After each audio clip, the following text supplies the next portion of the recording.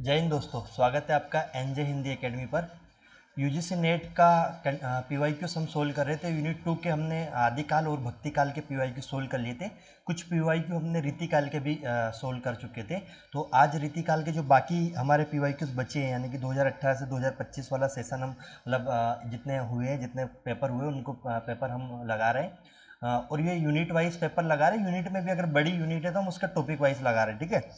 तो हो क्या रहा है कि ये चीज़ें आपको कहाँ हेल्पफुल होगी, यूज़फुल होगी, वो इसलिए इससे पता चलेगा कि पीवाईक्यूज कैसे आए, यानी कि पिछले सालों के पेपर में क्वेश्चन किस पैटर्न में पाए। ये पैटर्न जब आपको पता चलेगा तो बेसिक सी बात है कि आप लोगों को जब आप कंटेंट पढ़ोगे तो आपको पढ़ने में मज़ा आएगा कि हाँ ये कंटेंट आता है और इस तरीके से हमें इसको प्रिपेयर करना है। बाकी मैं कंटेंट वाली क्लास भी मेरी रेगुलर चल रही है। भाषा विज्ञान वाला कंटेंट खत्म हो गया, जैसे ये पीवाईक्यू खत्म होंगे हम हिंदी साहित्य का इतिहास भी पढ़ेंगे और उसके बाद आगे बैक टू बैक ये सारी चीज़ें हम पढ़ेंगे। पहले हम पीवाईक्यू सोल्व कर रहे हैं, उसके बाद धीरे धीरे हम कंटेंट वाली क्लासेस भी पढ़ेंगे और साथ में मैं इनके एमसीक्यू प्रैक्टिस भी आपके लिए लाने वाला हूँ। हाँ, पेपर फर्स्ट के मेरे पास बहुत क्वेश्चन मैसेज आ रहे थे कि sir paper first Hindi medium में बहुत दिक्कत आती है। तो हिंदी मीडियम वालों के लिए पेपर फर्स्ट के जितने 2024 और 25 में शिफ्ट हुई है, चाहे 2024 का जून दिसंबर और 2025 का जून वाला जितने पेपर हुए, जितनी शिफ्ट है, सारे शिफ्ट वाइज हम पेपर को सोल्व करेंगे। 50-50 क्वेश्चन को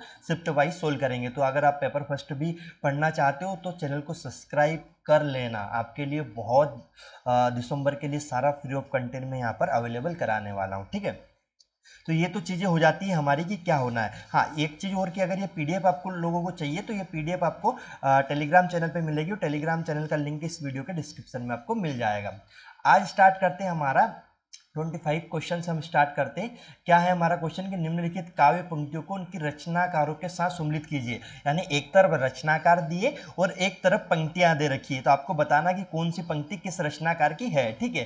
पहली पंक्ति लिखिए, कौन परी यह बानी अरी, कौन परी यह बानी अरी, नित निर्भरी गगरी ढरकावे। ये किसकी है आपको बताना, देव की है, पद्माकर की है, ठाकुर की है, या नीचे और ऑप्शन हमें देखने को मिलेंगे, ठीक है। अच्छा, ये पंक्ति थोड़ी सी ये एक वाली पंक्ति है। इसके बाद हमारी आती है अगली पंक्ति कि गुलगुली गिल में गलीचा है, गुनी जन है, चांदनी है, चिक है, चिरागन की माला। अब ये पंक्ति किसकी है ये बताना है। सेवर सिपाही हम उन राजपूतन के, दान जुदन जुरेबे के नेकुजे ना मुरके। ये किसकी पंक्ति ये आपको बताना। देखो यार, ये पंक्तियां कैसे पता चलेगी, जब रचनाओं को पढ़ोगे तो अपने आप पता चल जाएगी। अभिधा उत्तम काव्य, मध्य लक्षणा लीन, अधम व्यंजना रस विरस, उल्टी कहत प्रवीण, उल्टी कहत प्रवीण। ये किसकी है ये आपको बताना है ना। ये देखो, मुझे कुछ पता है या नहीं पता, लेकिन मुझे डी नंबर वाला जरूर पता है कि यार डी नंबर में देव आएगा, है ना। ये हमें पता है, ये पंक्ति मैंने पढ़ रखी है, मतलब एक सोल्व करने का तरीका मैं आपको बता रहा हूं। तो डी वाले में मुझे पता है कि इसमें देव आएगा, और देव कहां पर दिख रहा है हमको, पहले नंबर पर। तो आप ऑप्शन में देख लो डी नंबर पर क्या पहले नंबर वाला आ रहा है क्या, यानी पहला नंबर सबसे लास्ट में आ रहा है क्या, कौन सा ऑप्शन मारा, ऑप्शन नंबर बी मारा। तो आप आंख मिच के लगा देना, आपका क्वेश्चन सही हो जाएगा, क्योंकि बाकी किसी में भी आपको लास्ट में ए वाला ऑप्शन नहीं मिल रहा है ना। तो ए वाला ऑप्शन डी में मिल रहा है और ये हमारा ऑप्शन नंबर बी सही हो जाएगा। इस तरीके से पेपर में क्वेश्चन को सोल्व करोगे तो जल्दी और अच्छे तरीके से 100% एक्यूरेसी ला पाओगे। अन्यथा अगर सबको एक साथ करोगे तो उलझ जाओगे उसमें, ठीक है। जब हमें पता ही चल गया कि अब ए नंबर में चौथा आएगा तो डायरेक्ट लगा दो ना। पहले में क्या आएगा, प्रताप शाही, पहली पंक्ति किसने कही थी, प्रताप शाही ने कही थी। फिर हमें पता चल गया कि दूसरे में दूसरा ही आएगा, दूसरे में दूसरा ही आएगा। तो गुलगुली गिल में गलीचा है, गुलजान है, चांदनी है, चिक है, चिरागन की माला, ये पद्माकर की रचना है, ये हमें पता चल गया है ना। और फिर उसके बाद आते हैं हमारे सेवर सिपाही हम उन राजपूतन के, दान जुदल जुर्बे में नेक जे न मुरके। ये किसकी है, ठाकुर की पंक्ति है। तो इस तरीके से हमने सब कुछ सोल्व किया, आपको बताया, और ये एक पैटर्न आपका सोल्व करने का होना चाहिए। इससे आप क्वेश्चन जल्दी तरीके से और अच्छे तरीके से सही कर पाओगे। ये आप लोगों को अच्छे से याद होना चाहिए, ठीक है। उसके बाद हमारे पास आता है, हो मन मोहन रूपू, मिली पानी में को लीनू, इस दोहे के संबंध में क्या सही है, यानी इस दोहे में क्या कहना चाह रहा है ना, क्या पंक्तियां सही होगी ये आप लोगों को बताना है। पंक्तियां क्या, मैं फिर रिपीट कर रहा हूं, हो मन मोहन रूपू मिली पानी में को लीनू, इस दोहे के संबंध में क्या सही। इसमें नायिका का कृष्ण के प्रति अनन्य प्रेम व्यंजित है, यानी विद्यमान है, बिल्कुल सही बात है, ऑप्शन नंबर ए तो सही होगा ही। फिर अगला बोलता है नायिका के मन रूपी सरोवर में कृष्ण का लावण्य पानी में नमक की तरह घुल गया है, बिल्कुल सही बात है। कृष्ण की रूपा शक्ति से नायिका अपने मन को अलग करना चाहती है, बिल्कुल गलत बात है। कोलिक का अर्थ है कचोटना, बिल्कुल ये भी गलत बात है। तो इसमें हमारा आंसर ए और बी सही हो जाएगा, यानी पहला और दूसरा सही हो जाएगा। तो ऑप्शन नंबर डी में पहला और दूसरा दिखाई दे रहा है मुझे, तो ये हमारा सही हो जाएगा। ठीक है, इस तरीके से क्वेश्चन को आपको सोल्व करना है। और ये सारे पीवाईक्यू से मैं चाहूँगा कि एक भी पीवाईक्यू मत गलत करना। आप लोगों से रिक्वेस्ट है कि देखो पीवाईक्यूज रिपीट होते हैं या पीवाईक्यूज का पैटर्न रिपीट होता है, यानी उसको बदल कर चीज़ें दी जाती है, उसी में से कुछ एक चीज़ पूछ ली जाती है। जैसे 4 ऑप्शन है तो 4 ऑप्शन में से कोई 1-2 ऑप्शन रिपीट होता है और उन 1-2 ऑप्शन से पूरा क्वेश्चन सही हो जाता है। जैसे हमने देखा ऊपर वाले क्वेश्चन में एक ऑप्शन सही करने से आपका पूरा आंसर आपको सही हो रहा था ना। इस तरीके से आपके जो उसमें से कुछ ऑप्शन है वो रिपीट होते हैं और उनको याद रखने से पूरा क्वेश्चन सही हो जाता है। तो मैं आप लोगों से एक ही विनती करूंगा कि कम से कम पीवाईक्यूज में जितने क्वेश्चन आए हुए उनको घोट लो, इतने घोट लो कि वो कम से कम गलत नहीं होने चाहिए ना।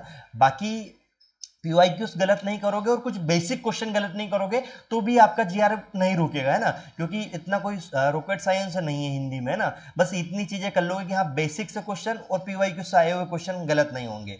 बाकी टफ क्वेश्चन सबके गलत होते हैं, इसमें कोई बड़ी बात नहीं है, इतना टेंशन लेने की जरूरत नहीं है। चलो अगली पंक्ति देखते हैं। निम्नलिखित में से कौन सी बातें केशव दास के बारे में रामचंद्र शुक्ल ने कही है, याद रखना कही है ना। केशव को कवि हृदय नहीं मिला था, केशव को कवि हृदय नहीं मिला था, ये बात शुक्ल जी ने केशव दास के बारे में बिल्कुल कही थी। ये बात बिल्कुल 100% सही है कि उन्होंने ऐसा कहा था उनके बारे में। इनमें वह सहृदयता और भावुकता भी ना थी जो एक कवि में होनी चाहिए, ये बात भी सही थी, मतलब कही थी।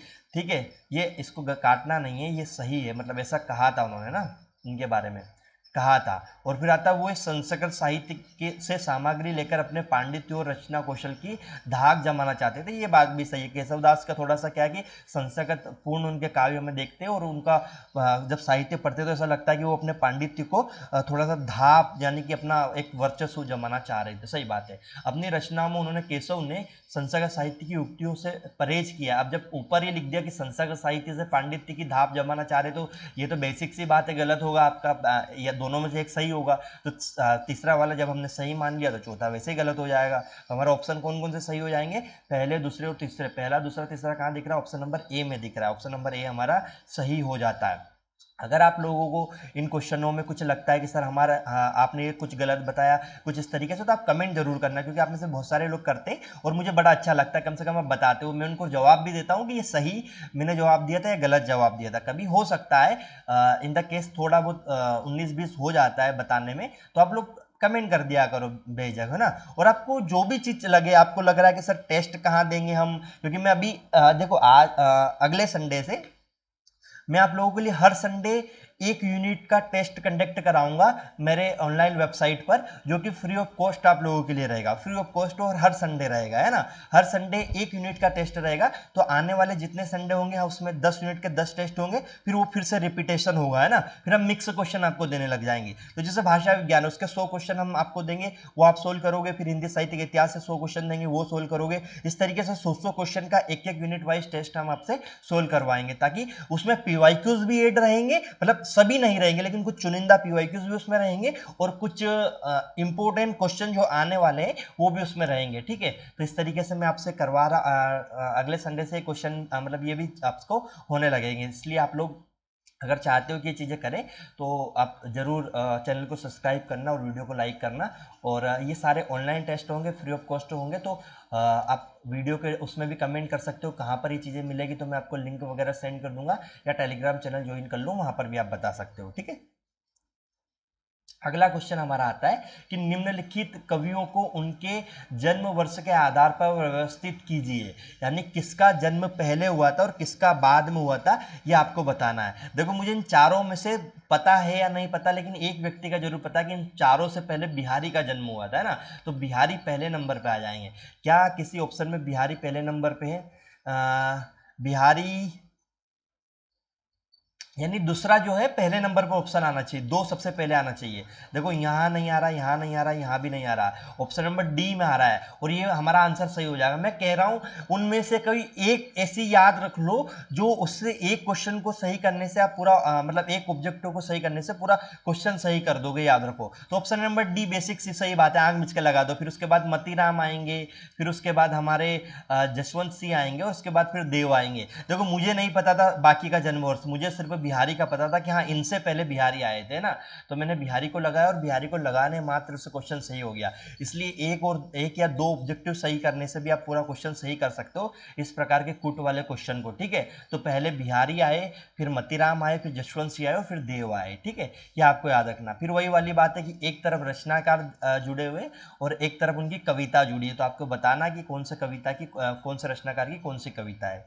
चलो पहले ये देख लेते हैं, चिंतामणि त्रिपाठी, भूषण, देव और लाल कवि। ये है, देखो देव आप सोच सकते हो कि पिछले लगातार 3 से 4 क्वेश्चनों में देव का नाम आ रहा है। देव रीतिकाल के बहुत इंपॉर्टेंट कवि है ना। तो उसके बाद छत्र प्रकाश हमारा यहाँ पर देखने को मिलता है, काव्य प्रकाश देखने को मिल रहा है, छत्रसाल दशक देखने को मिलता है और रस विलास देखने को मिल रहा है।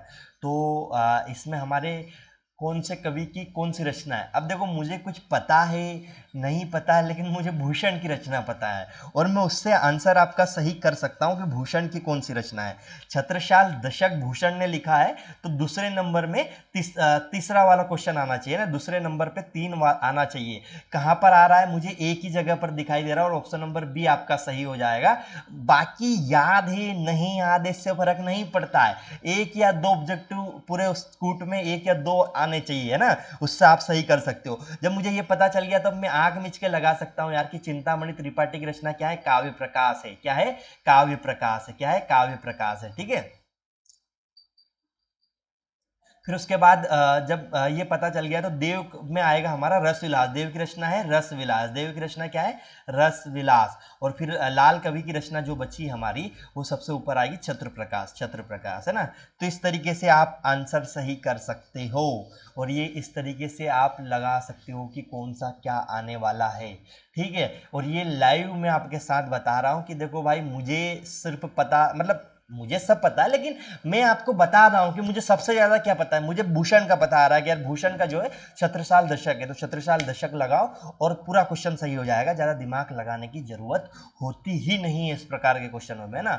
इसलिए मैं आपको ये बता रहा हूं कि किस तरीके से क्वेश्चन सोल्व करोगे। फिर से एक तरफ रचनाकार और एक तरफ उनकी रचनाएं यहाँ पर दे रखी है।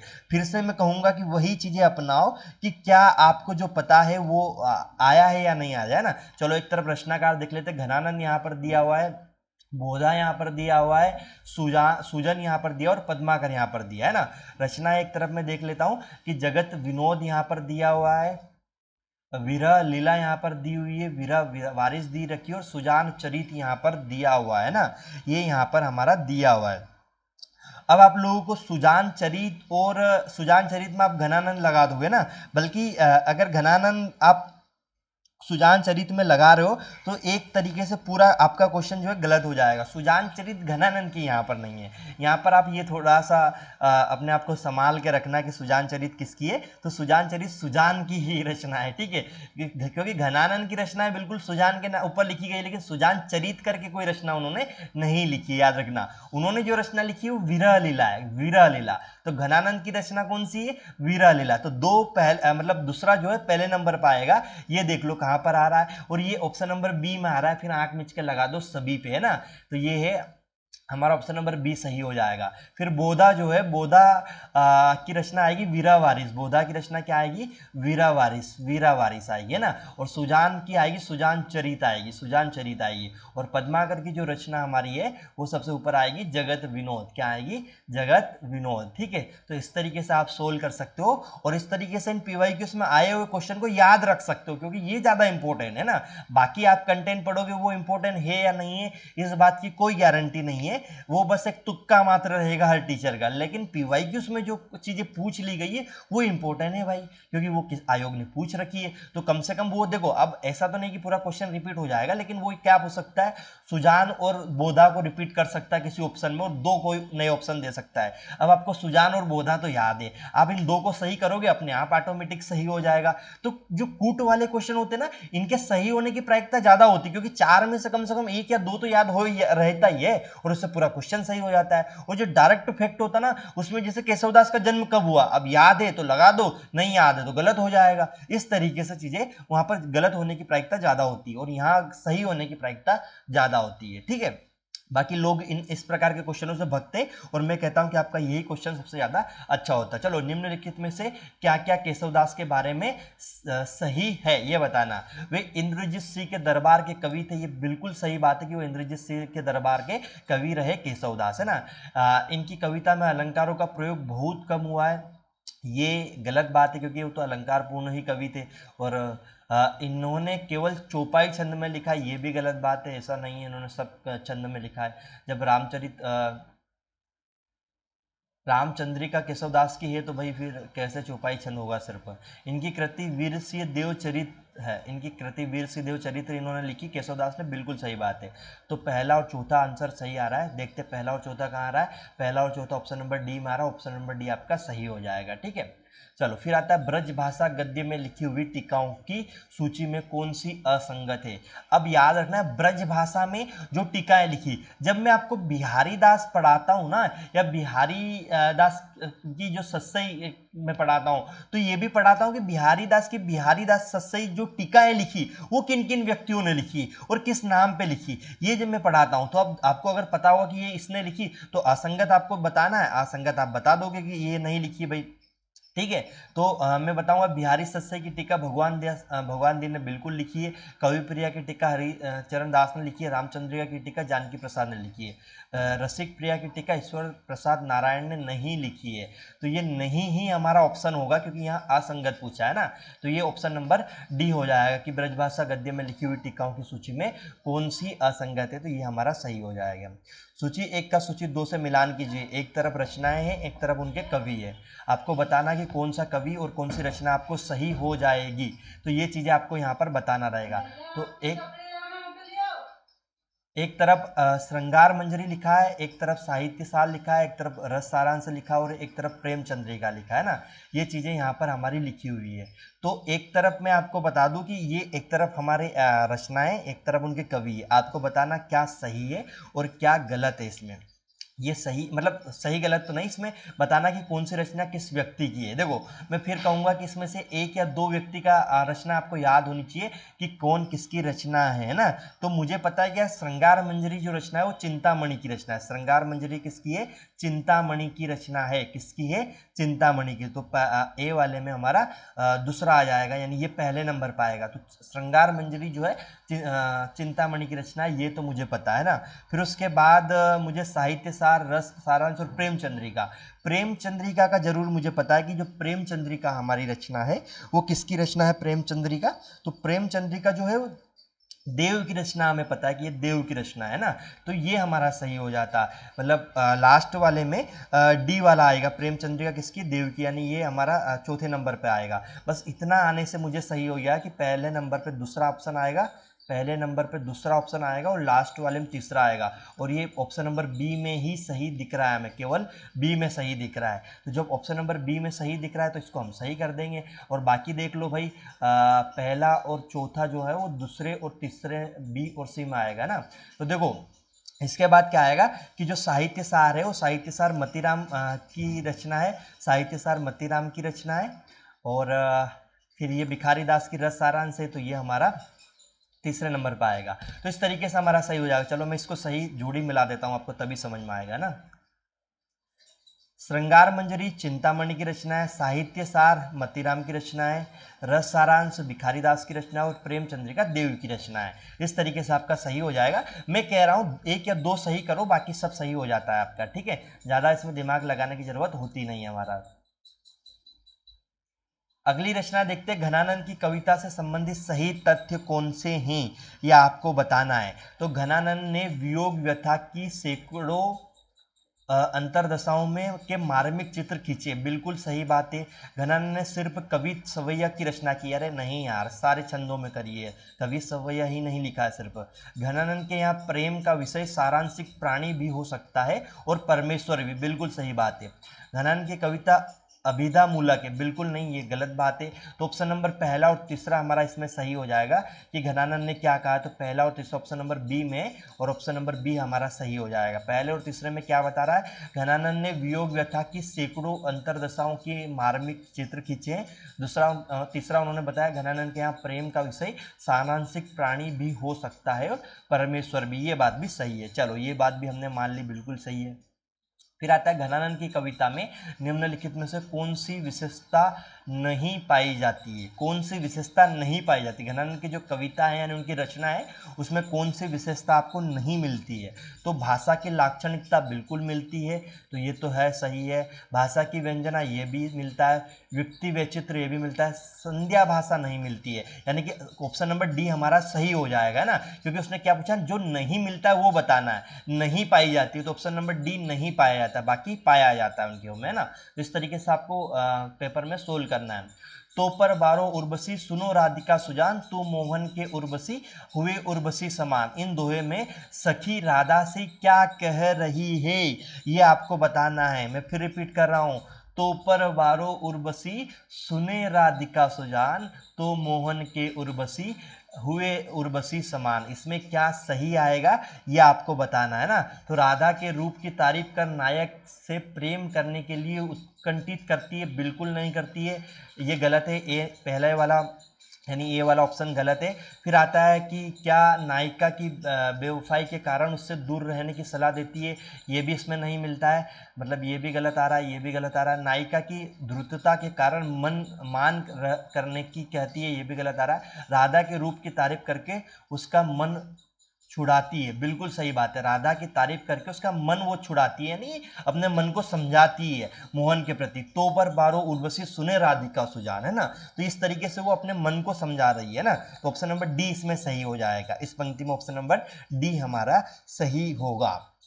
चलो आगे देखते हैं, स्वच्छंद वृत्ति वालों की संवेदना अनेक प्रकार की हो सकती है, पर मध्यकाल के इन स्वच्छंद कर्ताओं की संवेदना केवल प्रेम की संवेदना थी, ये प्रेम की पीर के पक्षी थे। यह कथन किस आलोचक का है, ये कथन किसने कहा, ये याद रखना है आपको, है ना। मैं फिर एक बार रिपीट कर रहा हूँ, कथन क्या है, स्वच्छंद वृत्ति वालों की संवेदना अनेक प्रकार की हो सकती है, पर मध्यकाल के इन स्वच्छंद कर्ताओं की संवेदना केवल प्रेम की संवेदना थी, ये प्रेम की पीर के पक्षी थे। यह कथन किस आलोचक का है, तो यह कथन कहा था विश्वनाथ प्रसाद मिश्र ने। ऑप्शन नंबर डी इसमें सही हो जाएगा, विश्वनाथ प्रसाद सी आपका इसमें सही होगा, क्योंकि इन्होंने ही ये पूरा कथन कहा था, ठीक है। फिर आता है पद्माकर भट्ट के बारे में रामचंद्र शुक्ल के विचार क्या है, यानी रामचंद्र शुक्ल ने पद्माकर भट्ट के बारे में क्या कहा है।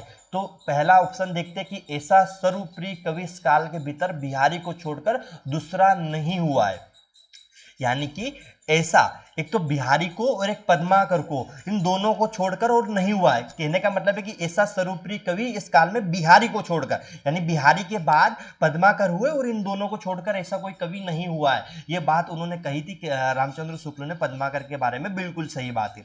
परंतु पद्माकर की कल्पना दृष्टि बिहारी से कमतर थी, ये नहीं कहा था उन्होंने। पद्माकर की रमणीयता ही सर्वप्रियता का एकमात्र कारण है, बिल्कुल सही बात है, ये भी उन्होंने कहा था, ये भी सही है। ऑप्शन नंबर डी आता है, पद्माकर की भाषा कड़कती होते हुए भी कबीर जैसी नहीं है, ये भी नहीं कहा था उन्होंने, यानी ऑप्शन ए और सी कहा था, और ये ऑप्शन नंबर ए में हमें मिलता है कि ऑप्शन नंबर ए और सी हमारा सही हो जाएगा, ठीक है। फिर आता मेरी भव बाधा रो चलो, ये पूरा दोहा है कि मेरी बहु बाधा रो। दोहे में प्रयुक्त छाई शब्द का सही अर्थ क्या है? पूरा दोहा यहाँ नहीं टाइप किया हुआ है, लेकिन मैं आपको बता दूं कि इसमें पूरे इसमें आएगा तो एक छाई शब्द आएगा कि मेरी बहु बाधा रो, हे राधा नागरी रूप छाई, इस तरीके से एक शब्द आता है। तो उस छाई शब्द का क्या अर्थ है? परछाई, झलक, मुस्कान या दृष्टि, इस चार में से छाई शब्द का क्या अर्थ है? तो छाई का मतलब है परछाई और झलक, यानी कि वो एक कृष्ण की एक झलक या सिर्फ परछाई देखने के लिए व्याकुल है, यानी ऑप्शन नंबर पहला सही हो जाएगा। ए और बी जिसमें आ रहा है ना कि कृष्ण की परछाई, मेरी बहु बाधा रो, हे राधा रूप नागरी। तो इस तरीके से वो कह रहा है कि भाई सिर्फ कृष्ण तुम मेरे को एक परछाई या अपनी एक झलक दिखा दो, मेरे सब जो दुख है, जो बाधा है, वो सब मिट जाएंगे। ये इसमें कवि कहना चाह रहा है। चलो, अगली पंक्ति हमारी आता है, करो मोहम्मद मोहम्मद सा बखानू, करो करूं मोहम्मद सा बखानू, सूरज है देहली सुल्तानू, धर्म पंथ जग बीच चलावा, निबर न सबरे सो दुख पावा। उपयुक्त पंक्ति में सूफी कवि किसकी है, मतलब किसने मोहम्मद शाह बखानू यानी उसके बखान, मोहम्मद शाह का बखान किया था? इनमें से किस कवि ने कहा था? क्या मलिक मोहम्मद जायसी ने कहा था, क्या नूर मोहम्मद ने क्या कहा था, या क्या उस्मान ने कहा था, या कुतुबन ने कहा था? चार में से किसने ये पंक्ति कही थी? देखो यार, ये पंक्ति सीधी सी मलिक मोहम्मद जायसी ने कही थी। किसने कही थी? मलिक मोहम्मद जायसी ने कही थी। क्या कही थी? करो मोहम्मद सा बखानू, सूरज है दहली सुल्तानू, धर्म पथ जग बीच चलावा, निबर न सबरे सो सुख पावा। ये किसने कहा था? मलिक मोहम्मद जायसी ने कहा था। चलो, अगली चीज देखते हैं, रीति साहित्य के बारे में हजारी प्रसाद द्विवेदी का कौन सा कथन है, यानी क्या हजारी प्रसाद द्विवेदी ने रीति काल के कवियों के बारे में, साहित्य के बारे में कहा है ना? तो ये बताना है आपको। तो पहला ऑप्शन आता है, रीति काव्य मादक कविता का साहित्य है। ये बिल्कुल कहा था उन्होंने कि रीति काव्य जो है मादक कविता का साहित्य है। फिर अगला, रीति कविता पाठकों में सामाजिक चेतना का भाव भी पैदा करती है। ऐसा कुछ देखने को नहीं मिलता है, ऐसा नहीं कहा था उन्होंने। रीति साहित्य में चित्रित नारी अपनी महिमा से महिषी नहीं बन पाई है, ये भी सही बात है, ये भी कहा था। रीति कवि दरबारी मनोवृत्ति से परिचित होने पर राज्योश्रय से उन्मुक्त होने लगे थे, ये गलत बात है ना? तो नीचे दिए गए विकल्पों में सही उत्तर आपको बताना, और सही उत्तर हमारा है पहला और तीसरा, मतलब ए और सी सही है, यानी ऑप्शन नंबर ए हमारा सही हो जाता है यहाँ पर। ठीक है, फिर आता है, इनमें से भिखारी दास की कौन सी रचना है या बताना आपको। भिखारी दास की रचना पूछा है, क्या काव्य निर्णय है, क्या अंगद दर्पण है, क्या श्रृंगार निर्णय है, या रस पीयूष निधि है? इनमें से कौन सी भिखारी दास की रचना आपको देखने को मिलेगी, ये आपको बताना है ना? तो ऑप्शन नंबर एक तो काव्य निर्णय हमें और एक श्रृंगार निर्णय भिखारी दास की रचना है, और ए और सी हमारे ऑप्शन नंबर ए में ही दिखाई दे रहा है, तो ऑप्शन नंबर ए हमारे लिए सही हो जाएगा। ठीक है, फिर आता है, यूरोप में बिहारी सस्सई के समक्ष कोई रचना नहीं है। ये कथन कहने वाले व्यक्ति कौन है? बिहारी सस्सई के बारे में, बिहारी दास की रचना है बिहारी सस्सई, और ये बात कहने वाले कि यूरोप में भी बिहारी सस्सई के बराबर कोई रचना नहीं है, ये कहने वाले ग्रियर्सन है। जॉर्ज ग्रियर्सन ने यह बात मानी थी कि हाँ, बिहारी सस्सई बहुत बड़ी रचना है ना, और बहुत महत्वपूर्ण रचना है, ऐसी रचना यूरोप में भी नहीं है, ये कहा था उन्होंने। फिर आता, सुनी है के नाही यह प्रगट कहावती जू, काहू कल पाए है सु के कल पाए है। घनानंद की इस पंक्ति में कौन सा अलंकार है, आपको बताना। सुनी है के नाही यह प्रगट कहावतु जू, काहू कल पाए है सु के कल्पा, ये इसमें कौन सा अलंकार आ रहा है आपको बताना है। तो इसमें यमक अलंकार आ रहा है। क्या आ रहा है? यमक अलंकार आ रहा है। कौन सा अलंकार आ रहा है? यमक अलंकार आ रहा है। ठीक है, तो आपको बताना, ये अलंकार आपको पहचानने के लिए मैंने पूरा अलंकार पढ़ाया हुआ है, आप जाइए और व्याकरण, हिंदी व्याकरण करके प्लेलिस्ट मिलेगी इस यूट्यूब चैनल पे, उसमें अलंकार, छंद, समास, संधि, वर्णमाला, सब कुछ पढ़ाया हुआ है, टू जेड चीजें पढ़ाई, तो आप जरूर देखना उन चीजों को ना। रचना काल के अनुसार निम्न रचनाओं का सही अनुक्रम क्या होगा?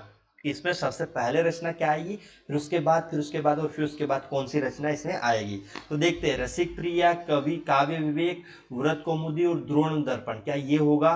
क्या रसिक प्रिया, द्रोण पर्व, व्रत कौमुदी या काव्य विवेक होगा, या व्रत कौमुदी, रसिक प्रिया, द्रोण पर्व या काव्य विवेक, या फिर रसिक प्रिया, काव्य विवेक, द्रोण पर्व या व्रत कौमुदी, कौन सा होगा? तो देखो, ऑप्शन नंबर ए होगा, रसिक प्रिया सबसे पहले आई, फिर काव्य विवेक आया, फिर व्रत कौमुदी आया, और फिर द्रोण पर्व आया, ये सही होगा। आगे देखते, निम्न में से राजा प्रताप शाही के आश्रित कवि है।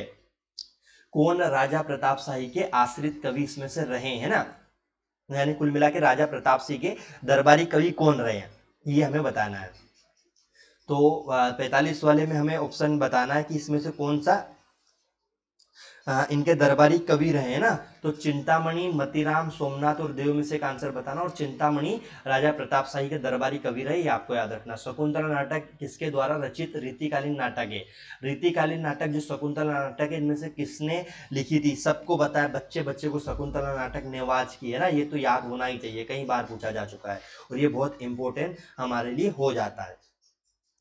चलो यहाँ पर हमारे 2023 तक के सारे, दिसंबर 2023 तक के सारे क्वेश्चन कंप्लीट हो जाते। 2024 और 25 के यानी जो क्वेश्चन हमारे अभी बचे, तो ये सारे क्वेश्चन जैसे आदिकाल के, भक्तिकाल के, रीतिकाल के, तीनों काल के बचे हैं, तो ये सब में एक साथ पूरा आपको 2024-25 का सेशन यूनिट 2 का पूरा कंप्लीट करा दूंगा, है ना। तो ये चीजें एक साथ में करा दूंगा। बाकी आप लोग अगर वीडियो को यहाँ तक देखे हो और आपको वीडियो अच्छा लग रहा है तो चैनल को सब्सक्राइब करना, वीडियो को लाइक करना।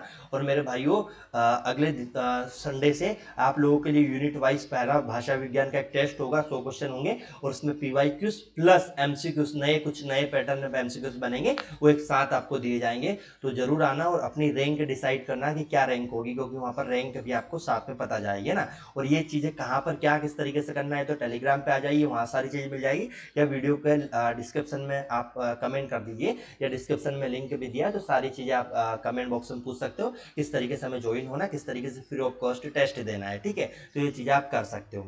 चलो आज के लिए इतना ही, मिलते हैं एक अगले वीडियो में। Bye bye, take care student, जय हिंद।